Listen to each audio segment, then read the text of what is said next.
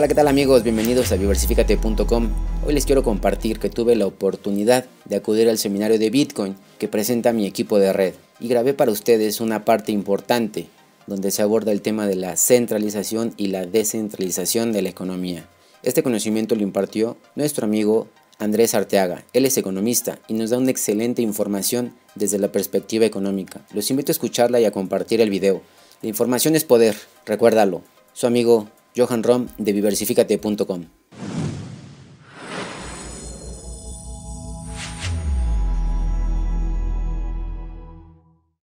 Pensaríamos que la centralización entonces es positiva, pero bueno, hay un gobierno que está respaldando el dinero y además hay un banco que cuando nosotros queremos usarlo podemos ir al banco y lo retiramos del cajero electrónico, podemos ir y depositarlo, etcétera, etcétera. O sea, hay una figura física donde nosotros podemos confiar, ir y depositar nuestro dinero, ¿no es cierto? Pensaríamos que la centralización entonces es positiva, pero les voy a comentar un par de historias de centralización que me parece muy importante que las conozcan. La primera es con Perú, la República de Perú. Hace 25 años atrás, en Perú, había una moneda que se llamaba el INTI, ¿sí? Las personas un poquito mayorcitas quizás recordarán el INTI, ¿sí? En Perú llegaron a tener un billete de 1 millón de INTIs. 1 millón de INTIs, un billete de 1 millón de INTIs. Imaginen ustedes un billete de 1 millón de euros, o un billete de 1 millón de dólares, o por qué no, un billete de 1 millón de pesos mexicanos. Suena absurdo, ¿no es cierto? Bueno, pues resulta que en Perú lo tuvieron, y no solamente en Perú, en muchos otros países han pasado igual. Ahora, tener un billete de 1 millón de INTIs no significa que son una economía millonaria, no, ni significa que es una economía fuerte, no, significa pobreza. Eso significa un billete de 1 millón de INTIs. Significa devaluación, ¿ya? ¿Por qué razón Perú tuvo un billete de 1 millón de INTIs? Porque lo único que necesita el Estado para imprimir dinero es prender una impresora, nada más. Y prende la impresora y sale todo el dinero que ellos desean, ¿sí? Hay una fórmula económica que determina cuánto dinero debe emitir una nación, ¿sí? La fórmula dice que está la balanza de pagos, la balanza comercial, el Producto Interno Bruto, las remesas. Cierto tipo de factores determinan cuánto dinero se puede emitir en una nación, pero generalmente los estados no lo cumplen. Generalmente siempre se imprime más dinero del que deberían, y por esa razón la moneda se devalúa, ¿no? Cuando hay mucho dinero en circulación, cada día la moneda pierde valor, y al perder valor, la moneda se devalúa, ¿ya? Eso pasó en Perú. Ahora, llegó el Estado y dijo: tenemos un billete de 1 millón de INTIs. Para comprar una botella de agua tenemos que ir con un montón de billetes, decían allá. Entonces el Estado un buen día dijo: no, vamos a quitar todos los INTIs de circulación y vamos a emitir una nueva moneda. Y lo llamaron el Nuevo Sol, ¿sí? Y emitieron el Nuevo Sol. Y cuando salió el Nuevo Sol, un Nuevo Sol valía $1. Hoy, $1 vale 3.4 soles. O sea, nuevamente está haciendo su recorrido de devaluación. Y quizás dentro de 10 años, $1 va a valer 100 o 1000 soles, y dentro de 25 años va a valer $1, quizás otra vez van a tener billetes de 1 millón de soles, ¿sí? O sea, nuevamente la misma historia, se repite la misma historia, es solo papel. Y a eso se le denomina centralización. Centralización significa devaluación. Centralización significa inflación. Eso significa centralización. ¿Y de quién depende la centralización? Del gobierno y de la banca, ¿no? Entonces desde ahí empezamos a cambiar ya el paradigma, que no es tan seguro. Segundo ejemplo, República del Ecuador.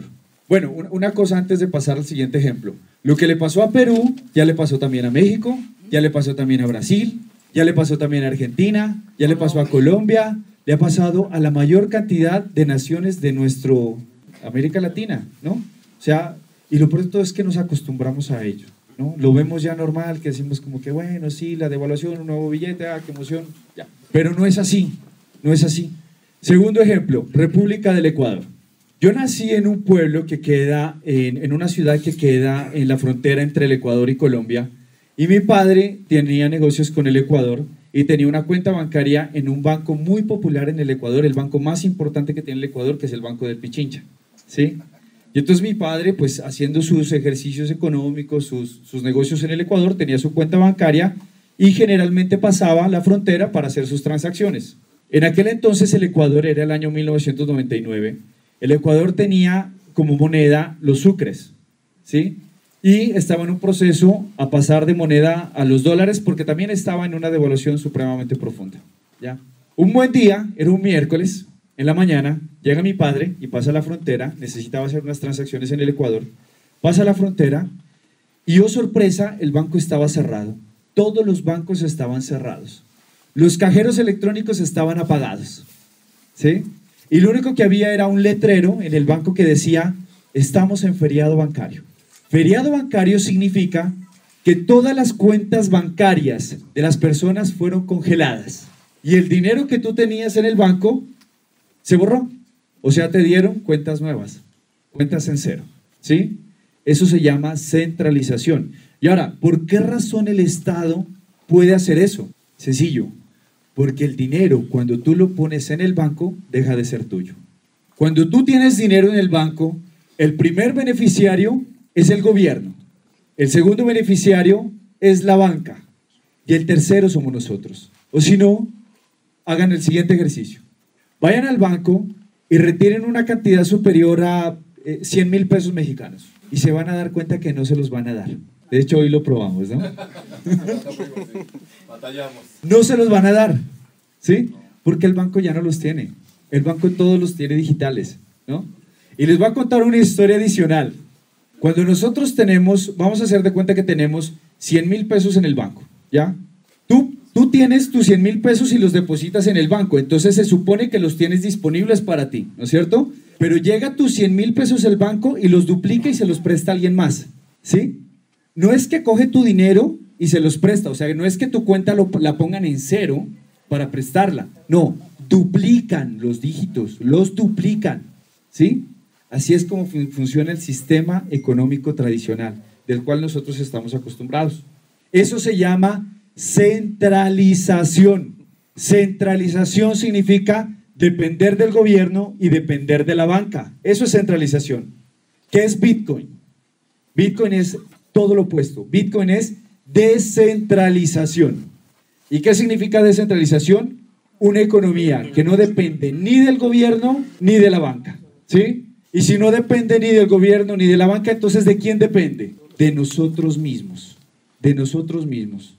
Ahora, yo me pregunto, yo hago parte de esta economía desde el 30 de marzo del 2016, o sea, hace casi 2 años. O sea, hace casi 2 años estoy descentralizado. Y yo me pregunto, ¿será que nosotros no tenemos la suficiente inteligencia para controlar nuestro dinero? ¿Será que necesitamos de un banco, de un gobierno? No, no hay necesidad. Bitcoin fue creado para descentralizarse de la banca. Bitcoin fue creado para descentralizarse del gobierno. Para eso fue creado Bitcoin. Incluso la etimología de las palabras cambia cuando utilizamos Bitcoin. Por ejemplo, cuando nosotros tenemos una cuenta bancaria tradicional, nosotros tenemos una cuenta de ahorros o una cuenta corriente, ¿no es cierto? Cuando nosotros tenemos Bitcoin, nosotros tenemos bóvedas. Cambia, ¿sí? Bóvedas. Ya no dependemos de nadie. Nuestro dinero lo tenemos en nuestro celular o en nuestro computador. El concepto cambia por completo. Bueno, y es eso lo que está pasando, y ese es el nuevo concepto, se llama descentralización, y ese es el concepto que se supone va a liderar el nuevo esquema de gobierno de nuestras generaciones, ¿no? La democracia, la centralización, todos esos sistemas fracasaron, son demasiado corruptos, ¿sí? La descentralización es más transparente. Nosotros no necesitamos de una persona que nos esté diciendo las cosas, ni obligándonos, ni imponiendo. Creo que nosotros tenemos la suficiente inteligencia para distinguir lo que es correcto de lo que no lo es. Y por supuesto, eso hace parte de la economía. Ahora, ¿cuánto vale un Bitcoin en este momento? $11,524 vale un Bitcoin en este momento, ¿sí? Imagínense en esto, cuando yo compré Bitcoin por primera vez, que fue el 30 de marzo del 2016, un Bitcoin en aquel entonces costaba $416, ¿no? Hoy vale $11,500. Piensen en esto. Bueno, antes de pasar a ese punto, yo quiero indicarles, este es blockchain.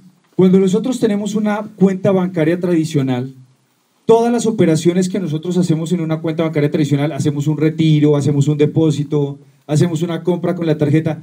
Cualquier transacción que nosotros hacemos con la cuenta bancaria tradicional queda registrada en un libro contable, ¿sí?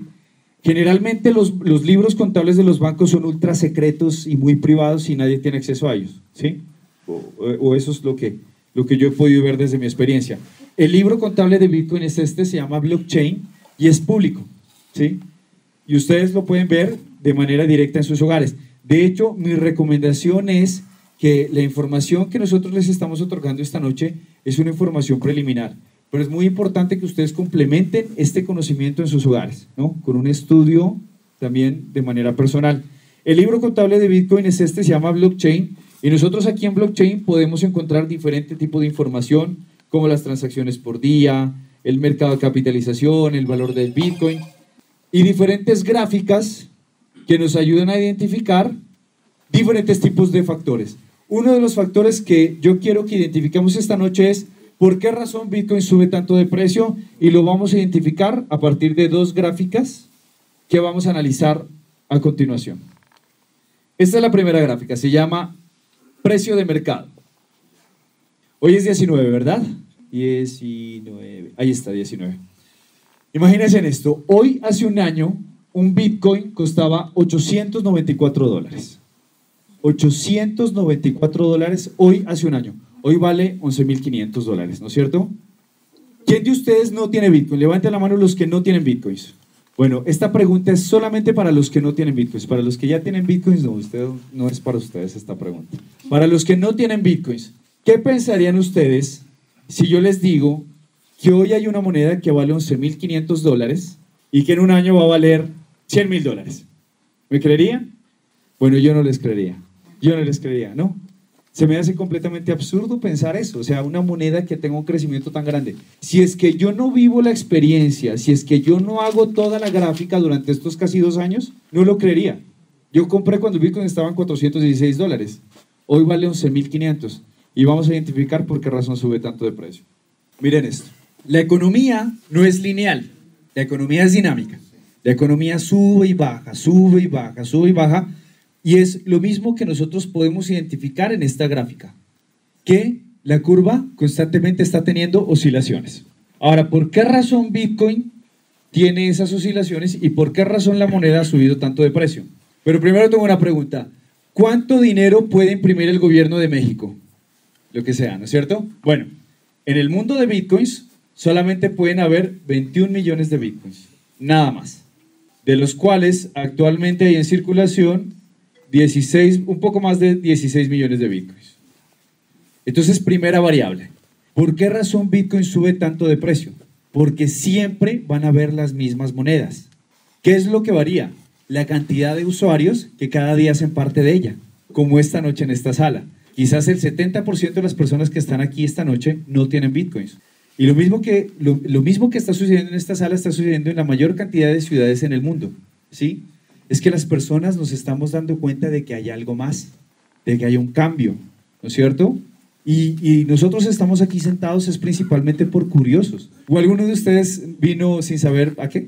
¿No? Bueno, estamos aquí porque sabemos de que algo está pasando, de que hay un cambio, ¿sí? Lo sentimos en las redes sociales, lo sentimos en los medios de comunicación, cada vez confiamos menos, cada vez los noticieros son más absurdos, ¿sí? Cada vez vemos menos televisión, cada vez leemos más, cada vez somos más conscientes, ¿no es cierto? Y es eso lo que está pasando. Y esto es un cambio económico mundial. Esto es un cambio. Esto es como la misma época que nos comentaba Sebastián hace un momento, que los bancos les estaban cambiando el oro por papel, ¿no? No, pues ahora también lo estamos cambiando. Ahora estamos cambiando el papel, pero ahora nos lo estamos cambiando es por oro digital. Nos están reintegrando nuestro oro, pero ahora es digital, ¿no? Es un cambio económico mundial. En el mundo solo existen 21 millones de Bitcoins, de los cuales actualmente hay en circulación un poco más de 16 millones de Bitcoins, ¿sí? ¿En qué está basado el Bitcoin? El Bitcoin está basado en un algoritmo matemático, y el algoritmo matemático está basado en criptografía, ¿sí? ¿Por qué razón hay tan solo 16 millones de Bitcoins de los 21 millones posibles que puede haber? Porque los Bitcoins se van emitiendo de poco en poco, de manera gradual, y se los emite a partir de un sistema tecnológico que se le llama minería de Bitcoins, ¿sí? No voy a profundizar lo que es minería, porque mi intención es que ustedes tengan un contexto general de la economía, ¿sí? No de la parte técnica como tal de la moneda. Bitcoin, actualmente solamente hay 16 millones de Bitcoins, porque los Bitcoins se van emitiendo de poquito a poquito. Por ejemplo, actualmente el número de emisión de Bitcoins es de 12.5 Bitcoins cada 10 minutos. Y en 3 años, la emisión va a ser de la mitad. Va a ser de 6.25 Bitcoins cada 10 minutos. Y después de 4 años va a volver a ser la mitad. Van a ser 3.17 Bitcoins, 3.17 Bitcoins cada 10 minutos. Y después de 4 años la mitad. Y cada 4 años la mitad, la mitad, la mitad, la mitad, la mitad, hasta llegar hasta el año 2140, donde se va a imprimir el último Bitcoin, que va a ser el Bitcoin número 21 millones. ¿Ya? ¿Por qué razón se emiten Bitcoins de esa manera? Porque si se hubieran emitido los 21 millones de Bitcoins de una vez, puede que venga un jugador que tenga mucho dinero y los compra todos y se acaba la economía. Tiene el monopolio nuevamente de la economía, ¿no es cierto? En cambio, si se emiten de manera gradual, nos permite que cada día podamos nuevos jugadores hacer parte de esta economía, ¿ya? La oferta es menor, cada día la oferta es menor, pero de todas maneras hay oferta y eso permite que cada día nosotros podamos comprar Bitcoins, ¿no? Ahora, un dato importante es que tú no necesariamente tienes que comprar un Bitcoin. Tú puedes comprar fracciones de Bitcoins, ¿sí? Por ejemplo, hoy un Bitcoin vale $11.500. Quizás es demasiado dinero. Pero tú puedes comprar $10 en Bitcoin si deseas. O $100. O $1, ¿ya? Nada más que si compras $1, pues te tocaría 0.000001725 Bitcoins, por ejemplo, ¿no? O sea, una pequeña fracción de Bitcoins, pero puedes comprar. Ahora, en el mundo solo existen 21 millones de Bitcoins, no existen más Bitcoins, ¿ya? O sea que la oferta de monedas es constante. Lo que cambia, lo que varía es la cantidad de usuarios, ¿no? Entonces, de acuerdo a eso, ¿por qué razón Bitcoin sube de precio? Porque hay muchas personas comprando Bitcoins.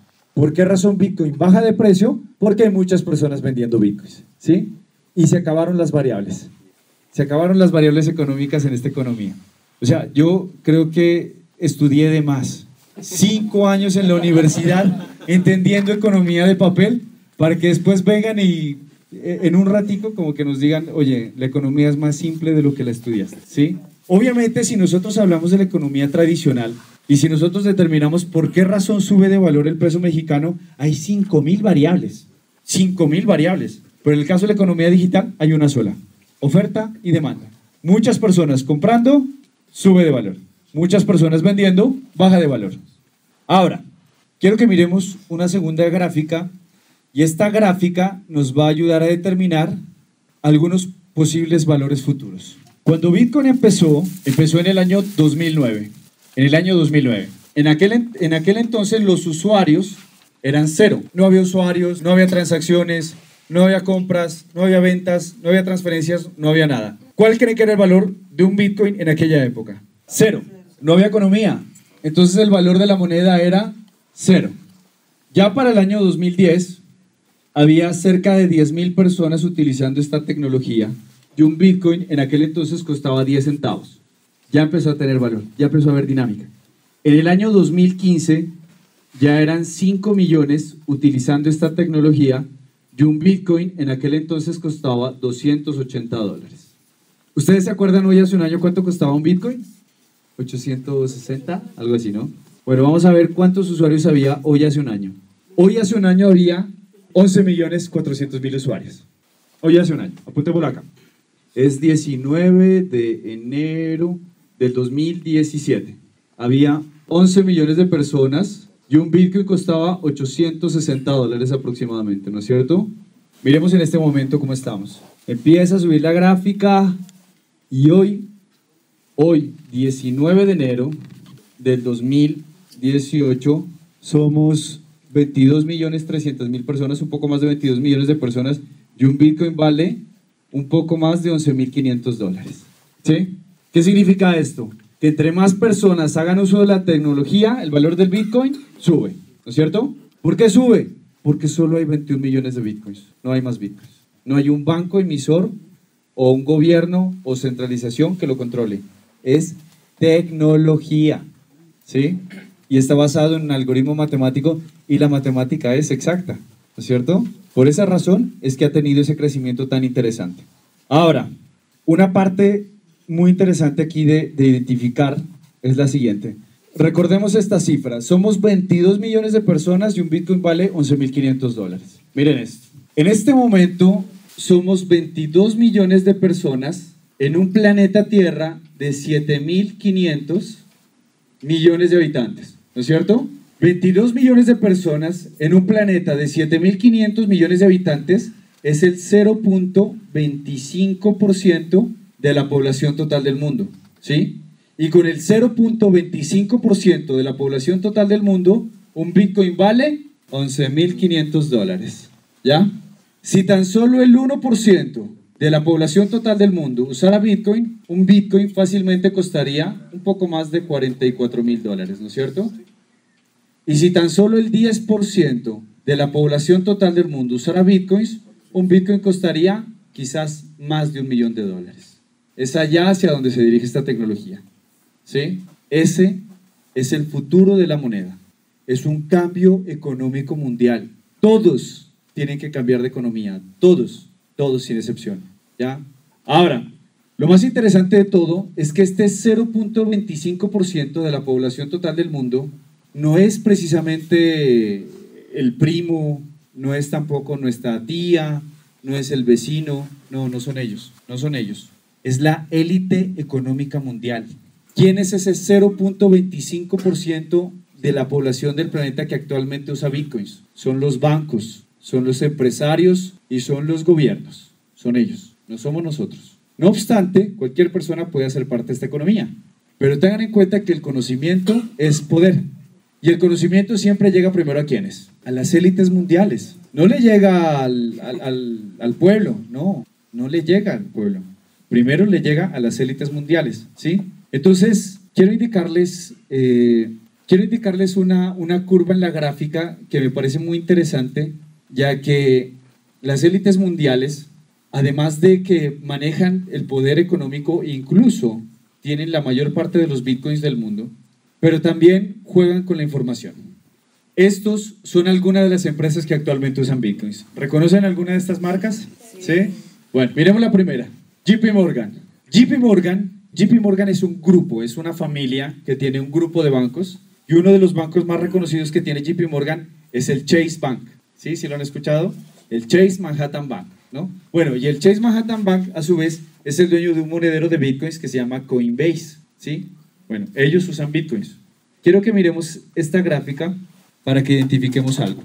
Miren esta curva de la gráfica, este pedacito de curva aquí, ¿sí? Llega un buen día, uno de los ejecutivos de JP Morgan, en un comunicado de prensa dice, Bitcoin es una estafa, ¿no? Y entonces, claro, es JP Morgan. ¿Quién es JP Morgan? Es un líder en opinión económica mundial, ¿no es cierto? Y pues si JP Morgan lo dice, entonces, ¿qué pasa en la gente? Las personas que tenían bitcoins entran en incertidumbre y empiezan a ¿qué? A vender, ¿no? Y a vender, porque todo el mundo estaba asustado porque JP Morgan dijo, Bitcoin es una estafa, ¿no? ¿Y qué pasa cuando muchas personas están vendiendo bitcoins? Moneda baja de valor. Y adivinen qué hizo JP Morgan. Compró. Información. ¿Hasta qué punto la información que recibimos de los medios de comunicación es la más idónea? ¿Sí? Hay que tener mucho cuidado con la información que recibimos. Lo importante o lo interesante es tener plena seguridad de que esto es un cambio económico mundial. Y cuando yo recibí esa información, cuando yo empecé a mirar en mis grupos de WhatsApp, no, JP Morgan dijo eso, ¿quién me vende? ¿Quién me compra? Vendo $1.000 en Bitcoin, vendo $5.000 en Bitcoin. Yo era compre, porque yo sé hacia dónde va esta economía, ¿sí? Con esto lo que yo quiero decirles a ustedes es que sigamos el ejemplo de los grandes, ¿sí? Si nosotros vamos y le preguntamos a nuestro primo bravucón, ¿no? Y le decimos, oye, ¿has escuchado de Bitcoin? ¡Ah, ya te van a robar! Que no sé qué, que no sé cuándo, ¿sí? Si vamos y le decimos a nuestra tía, oye, tía, ¿has escuchado de Bitcoin? Yo solo confío en el papel, dicen, yo solo confío en el papel, ¿sí? No. ¿Por qué razón los bancos lo hacen? ¿Por qué razón ellos lo hacen? ¿Qué diferencia hay entre ellos y nosotros? Tienen el poder, pero principalmente tienen la información, tienen el conocimiento, y ahora nosotros también lo tenemos. Claro, efectivamente, porque es que este no es el momento del pueblo, este no es el momento que ustedes tengan bitcoins, no, este es el momento de los bancos, sí. Primero son las élites económicas. De hecho, les voy a contar otra historia. Miren que hasta hace 5 meses atrás, tú podías tener bóvedas de Bitcoin y podías tener tarjetas Visa o tarjetas Mastercard, ¿sí? Y con tu tarjeta Visa o con tu tarjeta Mastercard tú podías gastar tus Bitcoins acá en América Latina, ¿ya? Pero resulta que hace 5 meses atrás se restringió el uso de tarjetas Visa y de tarjetas Mastercard en América Latina, ¿ya? ¿Por qué razón restringieron las tarjetas a nuestros países? Porque la mayor cantidad de Bitcoins debe estar concentrada en los países potencia mundial. Mire lo que pasó en Colombia. Cuando se llevó la información de Bitcoin a Colombia, pasó de haber 0 personas que tenían Bitcoins en Colombia a haber 350.000 personas en un año. Claro, o sea, cuando nosotros recibimos la información o el conocimiento, rápidamente nos adaptamos a la economía y más aún nosotros teniendo una economía tan devaluada. En mi país $1 vale 3.000 pesos, ¿sí? Entonces, cuando nos trajeron una economía que la identificamos que era una economía dinámica a la alza, entonces rápidamente cambiamos de economía y pasó de 0 personas a 350.000 personas en un año. Y eso no solamente pasó en Colombia, pasó también en Venezuela, pasó en Ecuador, pasó en México, pasó en Bolivia, pasó en Brasil, en Perú, en Argentina, ¿sí? Entonces, claro, como la mayor cantidad de Bitcoins la estábamos empezando a manejar nosotros, los países en vías de desarrollo, entonces la única manera que tuvieron de desacelerar el crecimiento económico digital fue restringiendo el uso de tarjetas. No, y dar mala información también, ¿no? Dar una información negativa referente a la tecnología. Y la única manera de desacelerar fue diciendo, vamos a bloquear las tarjetas Visa y Mastercard para América Latina. Pero en Estados Unidos, en Europa y en Asia funcionan perfectamente. Solamente en nuestros países no funciona, ¿ya? Desaceleración económica. Pero entonces, ¿qué países son los primeros países que deben de tener Bitcoins? Japón, Rusia, Malta, Alemania, Austria, ellos deben tener primero Bitcoins, ¿no? Entonces ellos sí tienen que tener todos los medios. Pero lo más interesante de todo es que los seres humanos tenemos la misma capacidad de adaptación del agua y nos adaptamos y ya no necesitamos de tarjetas. Y ahora las personas hacemos transacciones con Bitcoin de persona a persona sin tener que utilizar tarjetas ni terceros ni nada. El otro día tuvimos una conferencia en Argentina y era muy interesante porque un chico decía que él tenía una venta de productos de ferretería, él vendía taladros, martillos, un montón de cosas de ferretería, pero tenía una venta de productos por internet y él tenía una promoción que si tú le pagabas con Bitcoins te daba el 10% de descuento, ¿no? Él sabe cuál es la profundidad de la tecnología, él sabe que él da un descuento hoy, pero que a la postre su dinero va a tener un crecimiento impresionante, ¿no? Entonces es adaptarnos y es eso lo que estamos haciendo en este momento. No solamente se necesita tarjetas Visa o tarjetas Mastercard para utilizar Bitcoins en tiempo real en una vida cotidiana. Y hoy vamos a indicarles un poquito diferentes métodos para utilizar Bitcoins en la cotidianidad de manera eficiente. Bueno, además de JP Morgan, también está Visa. ¿Quién es Visa? La compañía de cashier más importante del mundo. Ellos tienen Bitcoins. Ellos usan Bitcoins. NYSE. ¿Qué es NYSE? ¿Alguien sabe qué es NYSE? New York Stock Exchange, la Bolsa de Valores de Nueva York. La Bolsa de Valores de Nueva York puso un indicador de Bitcoins en su plataforma y tú puedes comprar acciones con Bitcoins. De hecho, cuando la Bolsa de Valores de Nueva York puso ese indicador de Bitcoins en su plataforma, fue uno de los momentos más importantes que ha tenido esta tecnología, porque gracias a eso el Bitcoin fue indexado al dólar. Y gracias a eso es que cuando tú tienes un Bitcoin es lo mismo que tener $11.500 aquí y en cualquier lugar del mundo, ¿sí? Santander, BBVA, HSBC, Intel, etcétera, etcétera, etcétera, etcétera. ¿Quiénes usan Bitcoins? Las élites económicas. ¿Quiénes son los principales usuarios de Bitcoins? Los bancos. ¿Quiénes más usan Bitcoins? Los gobiernos. ¿Quiénes más usan Bitcoins? Los empresarios. ¿Quiénes no usan Bitcoins? El pueblo, nosotros. No obstante, podemos usar Bitcoins, ¿no? Lo único que necesitábamos es conocimiento, nada más. Ahora, ¿qué sentido tendría hablar de una moneda que vale $11.500 si no tenemos manera de usarla? ¿No? Sería como tener fichas de Atari, ¿no es cierto? Vamos a mirar algunos ejemplos de bóvedas. Esta es una de las bóvedas que yo utilizo, se llama Chapo, mire que escuché que dijeron acá en México el otro día, Japo, como Oaxaca, ¿no es cierto? Japo. Esta no es la única bóveda de Bitcoins que existe. Hay muchísimas bóvedas de Bitcoins en el mundo. De hecho, acá en México hay 2 bóvedas de Bitcoins que me parecen muy interesantes, que ustedes la pueden utilizar de manera perfecta. La una se llama Bitso y la otra se llama Volabit, ¿sí? Yo utilizo esta Pero antes de empezar con esta información, quiero que registremos un par de datos que me parecen muy importantes. El primero, ¿cuánto tengo en esta bóveda? Tengo 0.3386 bitcoins. Y su equivalencia en dólares es 3.924.15 dólares. Vamos a ver qué pasa con los valores en estos minutos de plática. Bueno, esta es una de mis bóvedas de bitcoins. Cuando tú tienes una bóveda de bitcoins, una cosa muy importante, Bitcoin es la economía más incluyente del mundo, ¿sí? Cuando tú quieres abrir una cuenta bancaria en un país o en cualquier lugar del mundo, ¿sí? ¿Qué tanto necesitas tú para abrir una cuenta?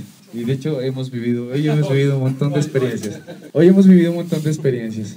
Miren, para tú abrir una cuenta bancaria, por ejemplo acá en México necesitas documentos, ¿sí? Necesitas formularios y necesitas cargarle dinero y dejarlo durante 3 meses para poder aperturar tu cuenta, ¿no es cierto? Eso necesitas acá. Para tú abrir una bóveda de bitcoins, lo único que necesitas es correo electrónico, nada más, y internet, y se acabó. Bitcoin es la economía más incluyente del mundo. Las personas que nunca han tenido cuentas bancarias, ahora van a tener una de manera muy fácil y descentralizada. ¿Qué pasó con mi dinero ahí? ¿Qué pasó con los dólares?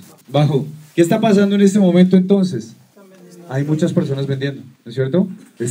Tuvo una corrección hacia la baja. Son las 8:30 de la noche acá, o sea, son como las 8:30, 7:30 de la mañana en Asia, ya. Apenas se está empezando a abrir el mercado asiático. Generalmente el mercado asiático es mucho más potente, más veloz que los mercados occidentales. Así es que muy posiblemente ahorita va a empezar una dinámica bien interesante del Bitcoin. Vamos a mirar de todas maneras qué pasa. En este momento está corrigiendo hacia la baja, pero es muy importante que pase esto porque las personas que tienen bitcoins deben de tener el conocimiento de que la economía es dinámica, ¿sí? Tú no vas a comprar bitcoins y vas a pretender que siempre la moneda va a subir. Debes estar preparado para las alzas y para las bajas, ¿no? Otra cosa importante, cuando tú compres bitcoins, es importante que tú los tengas durante un término de tiempo considerable, ¿no? No pretendas jugar con ellos en cortos, porque vas a perder, ¿sí? Siempre en tiempos considerables. Cuando tú tienes bitcoins, vas a tener un código QR como este. Con este código QR, tú puedes enviar y recibir transacciones de persona a persona sin tener que usar intermediarios, ¿ya? Un dato muy importante. Vamos a hacer de cuenta que tú estás acá en Tepoztlán y tienes a tu hija en Londres. Y tu nena tiene también otra bóveda de Shop. Si las dos personas tienen la misma bóveda, el tiempo de transacción son segundos y el costo de la transacción es centavos o cero. Si utilizas otra bóveda diferente, el tiempo de transacción va a aumentar, va a demorarse quizás minutos u horas y el costo de la transacción también va a ser superior, ¿ya? Entonces, es muy importante cuando nosotros hacemos parte de esta economía que lo hagamos en comunidad, ¿sí? Que lo hagamos en comunidad, ¿ya? O sea, si nosotros, por ejemplo, estamos aquí y después vamos a compartir este conocimiento con nuestra familia, pues tratar de recomendarle que todos utilicemos las mismas bóvedas, ¿no? Para que podamos transaccionar sin tener que pagar costos y que sea demasiado veloz, ¿ya? Yo quiero indicarles una transacción de bitcoins que realicé hace algún tiempo atrás aquí en México. Vamos a mirar una transacción de bitcoins y vamos a identificar diferentes métodos de utilizar bitcoins. Liverpool, ese es de acá, ¿no es cierto? Sí. Es Liverpool. Miren esto, ¿no? Entonces vamos a hacer de cuenta que tienes $2,000 ya en Bitso, ¿sí? Si tú necesitas algo de dinero de esos bitcoins que tienes en Bitso, tú simplemente anclas tu cuenta bancaria, cualquier cuenta bancaria, la que sea que tú utilices. La anclas a tu bóveda de Bitso y los bitcoins que tú tienes en Bitso simplemente los pasas a tu cuenta bancaria y ya los puedes utilizar a partir de tu cuenta bancaria, ¿no? Entonces después vas con tu tarjeta de débito, los gastas o los retiras en un cajero electrónico, ¿sí? Primera opción, anclar la cuenta bancaria a tu bóveda de Bitso. Segunda opción, en México hay cajeros electrónicos de bitcoins, ¿sí? Por ejemplo, en Ciudad de México hay cerca de 10 cajeros electrónicos de bitcoins donde tú puedes ir y puedes vender tus bitcoins. Entonces tú vas con tu bóveda de bitcoins, se los pasas al cajero electrónico y el cajero electrónico te da papel moneda, ¿sí? En México. Segunda opción, casas de cambio. Hay casas de cambio donde tú puedes ir y vender tus bitcoins y te dan papel moneda, ¿sí? Casas de cambio. Entre las personas de la comunidad, ¿sí? Nosotros somos una comunidad económica y constantemente estamos comprando y vendiendo bitcoins, ¿no? Entonces, cualquiera de nosotros podríamos estar interesados en comprar sus bitcoins en el momento en el que desean vender. Y por supuesto, también vamos a tener la opción de comprar o de vender bitcoins con las personas de la comunidad, ¿no es cierto? No todos están en el mismo momento económico. Entonces hay personas que van a generar bitcoins para gastar, hay otras personas que van a generar bitcoins para guardar, para ahorrar. Ahora, quiero que miren esta transacción que hice en Liverpool. Esto fue el 24 de mayo del 2017. Yo gasté 1.799 pesos mexicanos. ¿Qué es lo interesante de esta transacción? Que cuando yo hice esta compra, un bitcoin costaba $2.341. Hoy vale $11.500, ¿no es cierto? ¿Sí? Miren esto. Yo gasté 1.799 pesos mexicanos en Liverpool el 24 de mayo del 2017. En aquel entonces un bitcoin costaba $2.341. Hoy un bitcoin vale $11.500. Eso quiere decir que lo que gasté prácticamente por la subida del bitcoin se corrigió y prácticamente mi compra salió gratis, ¿no es cierto? Pero también hay una dualidad económica, porque me gasté algo que hoy vale mucho más, ¿sí? Y para eso quiero que calculemos cuánto costaría eso en este instante. Por ejemplo, gasté en aquel entonces 0.04 bitcoin, 0.04 por $11.500 que vale un bitcoin hoy, o sea, $460 por, ¿cuánto vale un dólar acá? 18.60. Por 18.60 igual, o sea, gasté 8.556 pesos. Se corrigió a esto. Gasté algo que hoy vale mucho más. Con esto lo que yo quiero decirles es que Bitcoin, más allá de ser una moneda que tú la puedes gastar, que tú la puedes retirar en un cajero, que la puedes utilizar, es una moneda principalmente de atesoramiento. Nadie quiere gastar algo que mañana va a valer más. Obviamente la necesidad humana prima sobre la economía, ¿no? Entonces si necesitas para alimentar a tu familia, pues gástatelos todos. Pero si es que estás en un momento económico donde puedes atesorar, es lo más brillante que puedes hacer. Es más, si tienes $10.000 en papel moneda y tienes $10.000 en bitcoins, gástate el papel. No te gastes el bitcoin, ¿sí? Procura atesorar. Bitcoin tiene demasiada profundidad. Es un cambio económico mundial. Es un cambio que todo el mundo tiene que hacer. Y quiero ponerles este ejemplo. Hagan de cuenta tomar toda la riqueza del mundo, todos los billetes del mundo, todas las monedas del mundo, todos los títulos valores del mundo, todo el papel moneda del mundo y atesorarlo en 21 millones de monedas. Ahora imagina tú ser el dueño de una de ellas, tener una moneda de toda la riqueza mundial. Es allá hacia donde nos dirigimos. Ese es el camino. Por esa razón es que Bitcoin dejó de ser un tema importante. Esto es urgente. Y nuevamente les digo, no importa que tengan $10 en Bitcoins, es un tesoro en potencia, ¿sí? Y vale la pena atesorar.